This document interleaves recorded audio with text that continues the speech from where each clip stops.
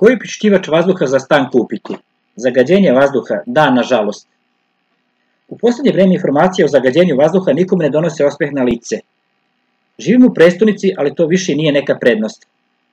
Prosto se pitam kako smo došli u rang zagađenja koji je na nivou najnerazvijenijih zemalja na svetu. Nemam pravi odgovor. Pokušavam da ostanem smiren i da ne mračim, ali mi to nikako ne polazi za rukom. Košava je nekad bila pojam za loše vreme. Sada se očekuje kao spasenje od zagađenja. Kako je lep ovaj svet, a ujedno i nepredvidiv. Stvarnost je takva da pokušavam da se setim kako je to neko odlučio da budemo hit u svetu po negativnom zagađenju. Ili ko je to umjesto nas rešio da dozvoli da ceo svet gleda u neverici kao da smo neka daleka i zaostala afrička ili azijska zemlja?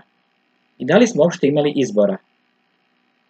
Koliko puta sam pošao na balkon pa da se nadišem čistog vazduha jer sam na 11. spratu, a onda pogledam online merače zagađenja i na internet stranicama, a kad tamo jeza. Ovaj deo grada 240 nekih mernih jedinica i crvena boja.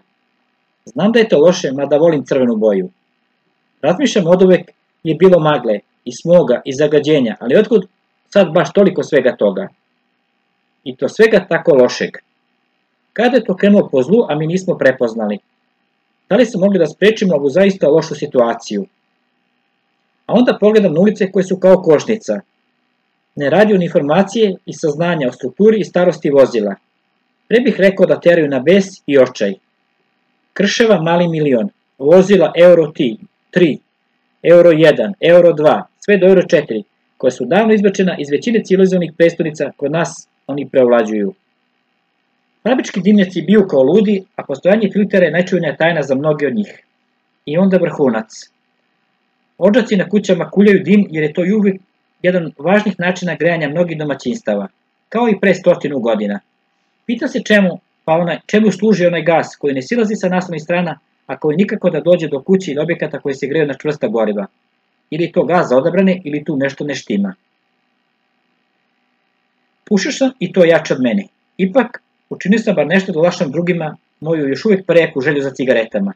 Iako je moja supruga pušač, smatrao sam da u stanu ipak treba da udišemo čistiji vazduh.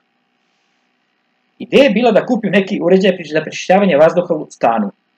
Prvi korak je bio kako pronaći najbolji uređaj za prečišćavanje vazduha i naravno sa pristojnom cenom, odnosno cena kvalitet.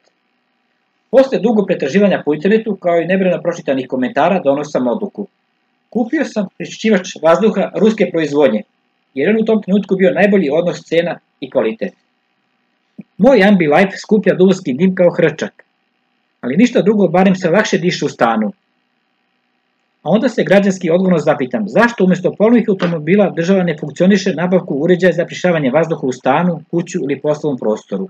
Ne, to je daleka budućnost jer deluje da je zdravlje najjeftinija roba u prestonici u kojoj živim. I tako, kad tad se mora iz stana izaći i sudariti sa stvarnošću. Sa realnim zagađenjem koje vas ne može ostaviti ravnodušnim. Sjećam se Kineza sa TV ekrana koji su još pre deceniju nosili maske. Mislio sam da to nikada neće doći do nas. Nažalost, sada viđam mnoge kako sve češće nose maske za lice. Zaštite u zagađenju ili u prevodu. Nikad ne reci nikad, i okreće se kolo sreće, a nisam siguran da je kocka ikome donela dobro. Pametne i racionalne nacije ne bi dozvolile taj faktor u crveno 240 tih mernih jedinica tek tako lako. Deluje da smo se predali bez borbe.